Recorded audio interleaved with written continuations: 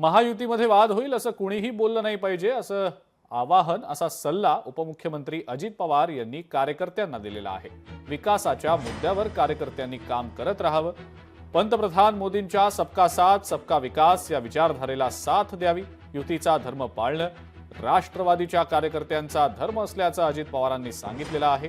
महायुतीच्या इतर पक्षांमधल्या चांगल्या गोष्टी आज आत्मसात कराव्यात असा सल्ला सुद्धा अजित पवार यांनी कार्यकर्त्यांना दिला।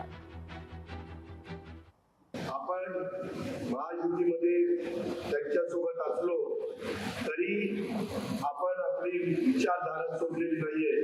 विकासाच्या मुद्द्यावर आपल्याला त्यांच्यासोबत आपण काम करतोय, कारण मोदी साहेब पंतप्रधान झाल्यापासून सबका साथ सबका विकास याला त्यांनी अधिक त्या ठिकाणी प्राधान्य दिलेलं आहे आणि त्याच्यामुळं महायुतीत काम करत असताना युतीचा धर्म पाळणं हे आपल्या राष्ट्रवादी काँग्रेस पक्षाच्या कार्यकर्त्यांचं कर्तव्य आहे। त्याच्यामुळं महायुतीतल्या तिन्ही पक्षात वाद होतील असं माझ्या प्रवक्त्यांनी माझ्या कार्यकर्त्यांनी नेत्यांनी बोलता कामा नये। लोकशाही मराठी ऐका, पहा, जागरूक रहा।